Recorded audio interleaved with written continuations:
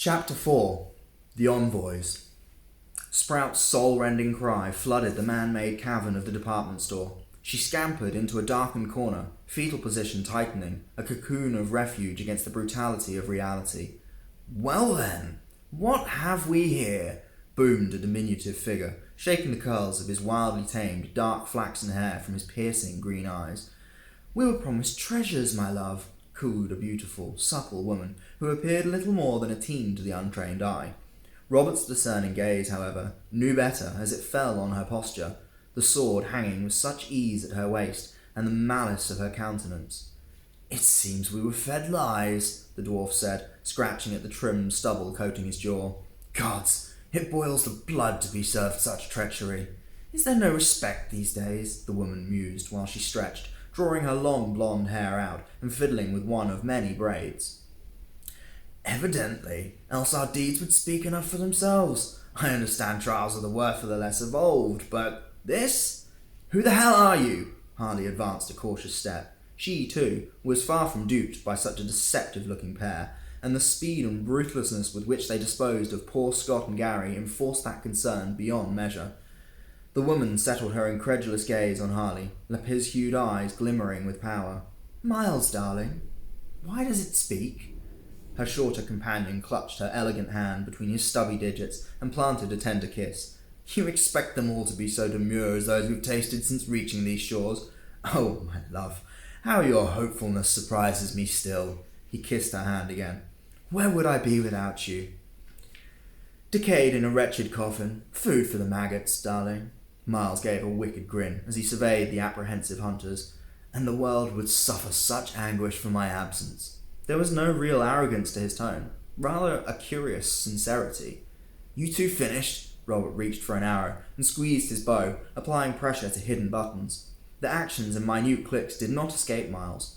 Narrowing his eyes, the weight of the bold little fiend's full focus came crashing down on the hunters, a palpable strain so chilling to evoke the tingling of skin foreshadowing fight or flight.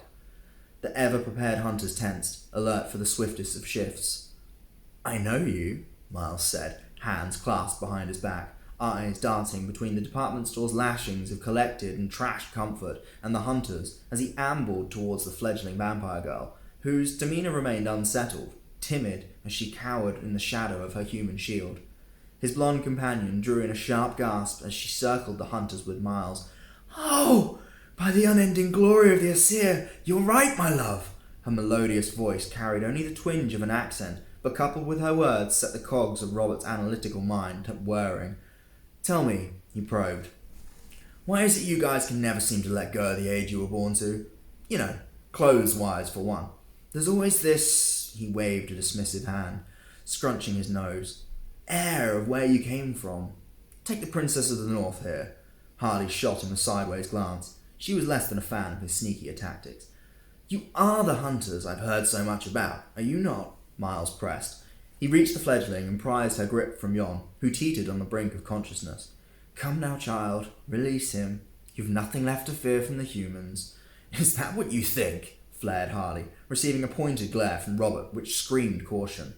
Hesitant, the vampire girl surrendered Yon, frightful eyes darting between the hunters and the newcomers as she clutched her arm anxiously. "Listen, Irish," said Robert, drawing a vicious scowl from Miles for detecting the virtually imperceptible hints of a homeland lingering in his cadence. "Let the kids go, and let's settle this between us. What do you say?" A devilish smirk manifested punishment across Miles's face. "I say actions should carry consequences." No sooner had the words fallen from his tongue, his blonde companion appeared in a flurry of wind behind the fledgling. The move was too rapid for mortal eyes, even ones as honed and alert as Robert and Harley's. In half a heartbeat, the game had changed. Blood geysered from the fledgling's neck, recolouring her hair, her face, and her clothes for but a moment. Before you could blink, the blonde's mouth covered the wound, draining her fill of the youthful vampiric blood. "What the shit?" Harley yelled. Miles gave Yon a rough jolt, pushing the boy down on his knees, far from even attempting to shield himself with the suddenly complacent youth. The glazed look in the lad's eyes advertised clearly that control of his body was no longer his own. Physical restraints replaced with chains of the mind. "Come now," Miles continued. "You know you wouldn't attempt anything with his life in the balance. You've already lost too much. Would you risk it all over the unlife of a pathetic wretch who couldn't channel her thirst? He scoffed, altogether void of empathy, as his partner finished her feasting on the twitching fledgling. You want any? She asked, licking her lips as she looked over her shoulder to Miles. No thanks, Cecily, my love. Miles' cruel stare never abandoned the hunters.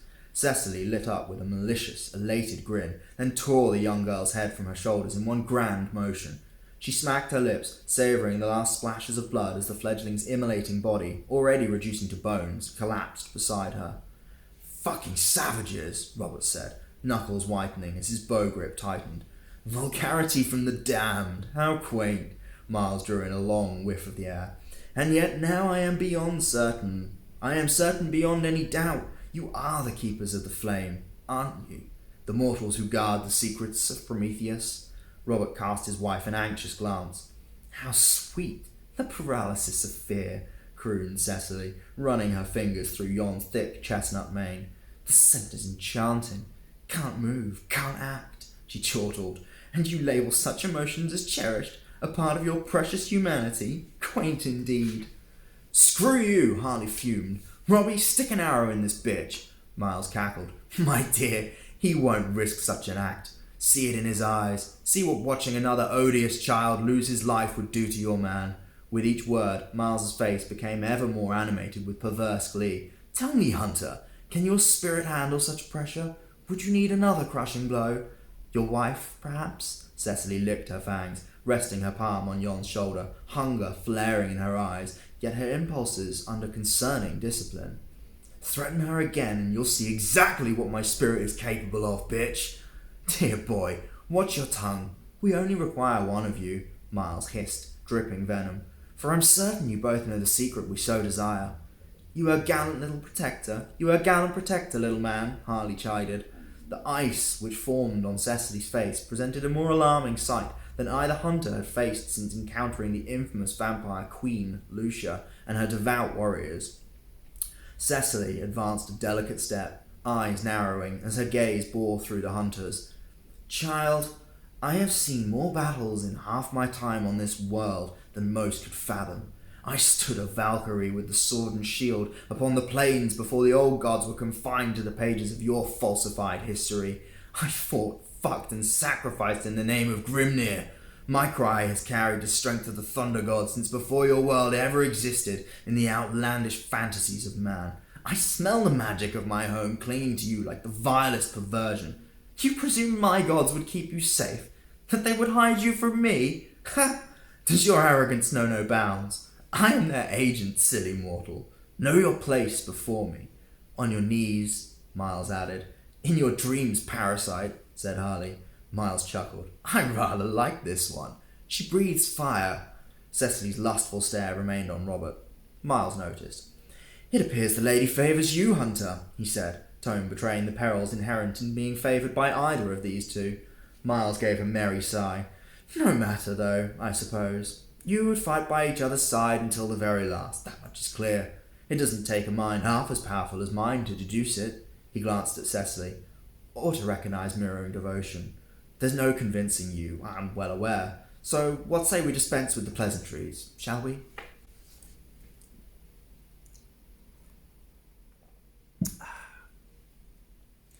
Sprout peeked out from behind the safety of her fingers, daring herself to be brave. Bad timing. She whimpered, burying her face in her hands and retreating deeper into darkness, praying the vampires hadn't spotted her, couldn't sense her. But even she recognised the chances were slim. She was young, but not a fool. A heavy thud. That had to be Yon's body. Food for later. Sprout could practically hear Miles's nonchalant shrug. Bearing the fury of a storm, a blistering volley of arrows erupted from Robert's bow the instant Yon's neck snapped, rapid as lightning, and surely swifter than the most skilled archers in history. Each projectile missed its mark despite the hunter's prowess, owing to the incalculable speed of his targets.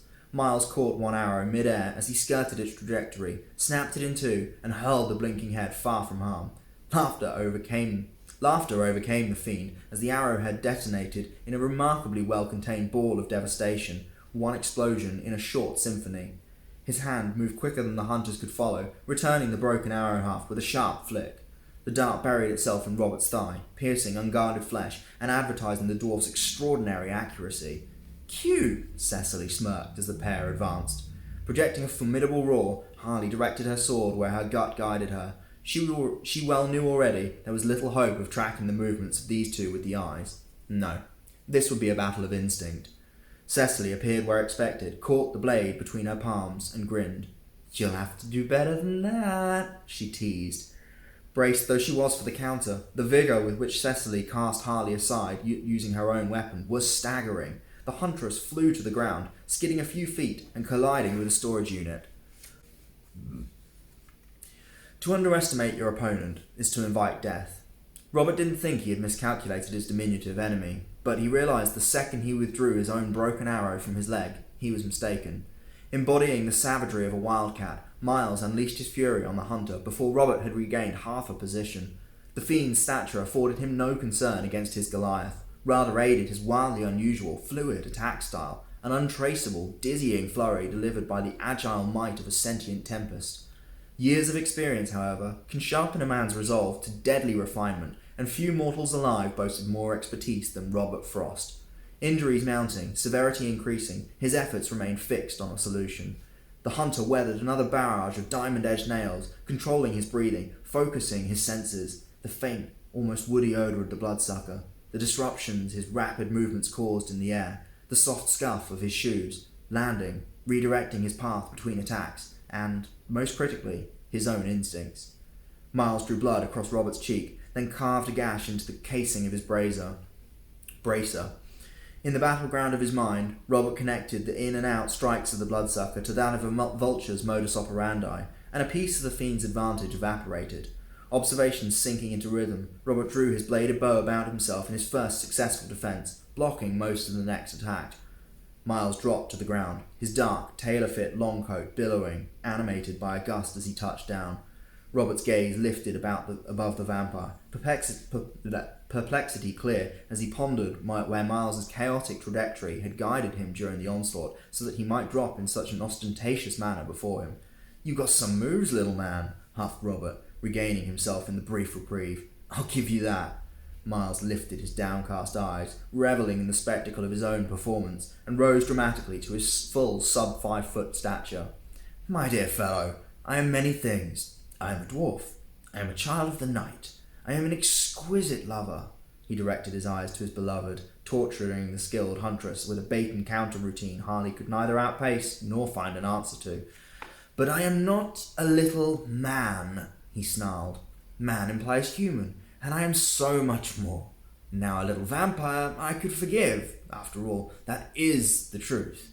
Robert's brow wrinkled. "So, you're saying you're not a dude? There's no teeny-weeny hiding away downstairs?" He chortled, hoping the added affront would strengthen the influence. Miles merely chuckled in response and entwined his fingers, cracking bones as he splayed them together, then rolled his head in the most extraordinarily carefree manner. "I pride myself in you not knowing what I am, and such taunts demean you, hunter. Come now, you think a mind such as mine is not above meek goading?" The miniature fiend flashed a toothy, guileful grin, eyes gleaming with the promise of silently stolen knowledge. "You underestimate me again." Robert grimaced. "Poking around in my thoughts, are you, little man? Yeah, figured I felt something. Wasn't sure, though." He shot a sideways glance at Cecily. "Guess you hear that a lot, huh?" Miles burst into a confident belly laugh, then wiped a tear from his eye, shaking his head and recovering as if from the funniest punchline. "You almost remind me of myself in my wilder days. Sometimes it's fun to release the shackles, roll around in the muck and embrace one's primal nature, is it not?"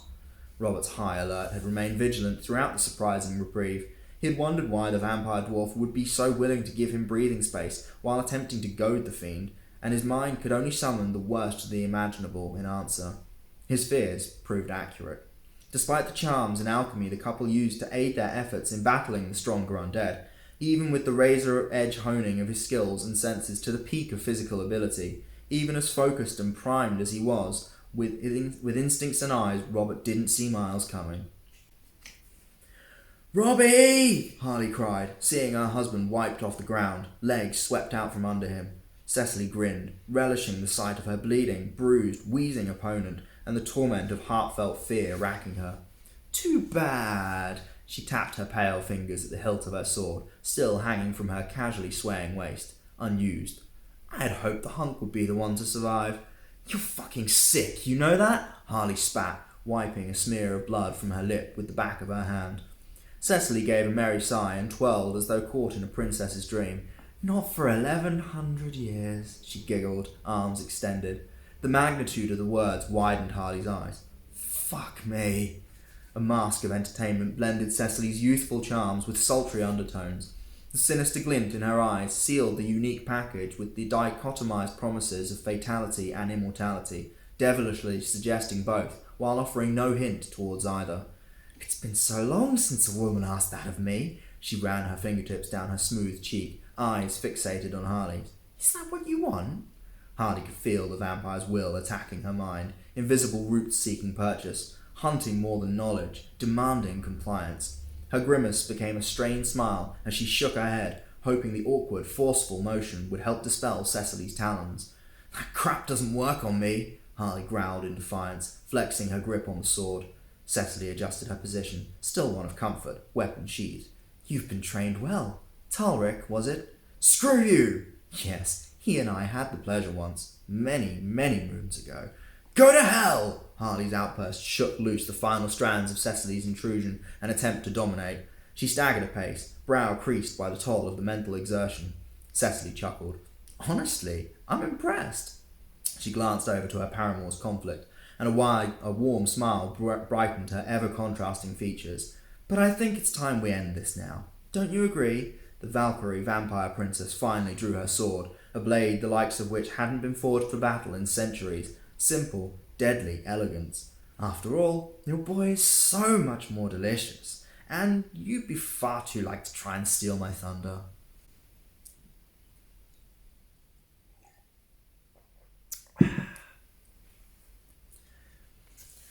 Robert smashed through a basic nutrient synthesizer, sparks soaring from the dormant machine, and cracked his head against the door of a nearby Omni oven. His breathing was heavy, head throbbing, stars flying, back aching, clothes plastered to his skin beneath his armour's protection, which, at this moment, felt decidedly lacking. Smirking, Miles was en route. Not once had the miniature fiend drawn a weapon. Scarcely more than a handful of times had Robert caught the devil with a retaliation, drawing only the most negligible of cuts, which healed within minutes as though imagined, within heartbeats as though imagined. Scary. Miles' confident laughter poisoned the air with menace as he leapt nimbly over the wreckage in his way. Though his attacks alone were undeniably vigorous and surely capable of ending this swiftly, the Bloodsucker's elevated game consisted more of the barbarous thrill of using Robert's body to obliterate the department store. Of course, the bastard's almost impossible to avoid clawed strikes never failed to come into play, but his patterns always had altered just as Robert had developed a handle on them.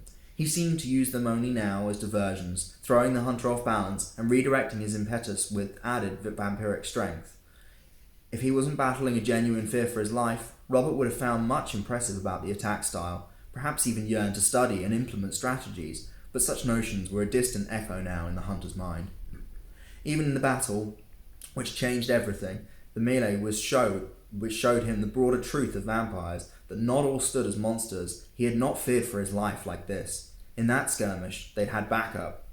Groaning as he shuffled into a more upright position, praying Miles would fancy another chat, but feeling the likelihood rather slim, Robert's frazzled mind shot back to the vampires who had turned his single-minded beliefs on their head. Alyssa, who he and his wife had pursued so passionately, so wrongly, and Ty, mysterious, elusive, what the hell is his deal, Ty? The vampires against their own, the bloodsuckers who saved both his and Harley's lives, the couple who had vanished to gods know where when the permanent night fell, likely to battle the beast which rose from the pit, as it had become known. But who could say for certain? Robert certainly couldn't. All he knew was this was it. He was staring death in the eye, mind-dwelling on a pair of bloodsuckers, and he couldn't even see Harley from this hellish position in some whacked-out kitchen display of a richer-than-shit department store in London. Hell with this, he muttered, struggling to rise again. Miles was closing in, laughing and adjusting the sleeves on his open long coat, fiddling with the almost regal embroidery edging the cuffs. To hell with this, to hell with that, damnation for all God's wretched creatures, great and small, the fiend proclaimed, hopping off a toppled unit, arms open to the sky. Tell me something, Hunter, before you depart this world. Do you not feel the burden of your lack of intellect or ability? Does its weight not impress upon your every action?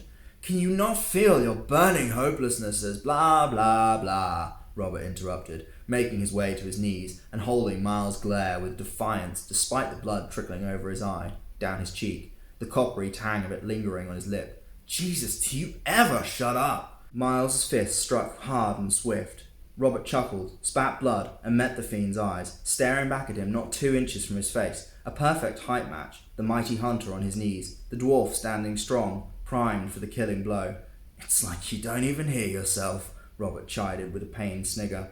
Another sledgehammer to the jaw. The Hunter crumbled, slouching into himself, then rose with the most gradual of movements, back heaving with laughter. Miles' cheeks flushed, eyes growing wide for the most ephemeral of moments before rationale returned. Swifter than a bullet, he seized Robert by the scruff. He heaved the broken Hunter up, ready to devour. Robert moved as fast as his remaining strength allowed, the concoction squeezed tight in his palm. He only needed a clean shot. As Miles' head reared, Robert drew up his hand and blew the dusty contents into the vampire's face. Enraged, Miles backed off in a haste, unholy aggression haunting his wail. It wouldn't last long. It never did. And even though he couldn't summon the strength to rise yet, maybe it would be enough. Maybe, though Robert recognized such an outcome as the final desperate hopes of a man bartering with the Reaper's shadow.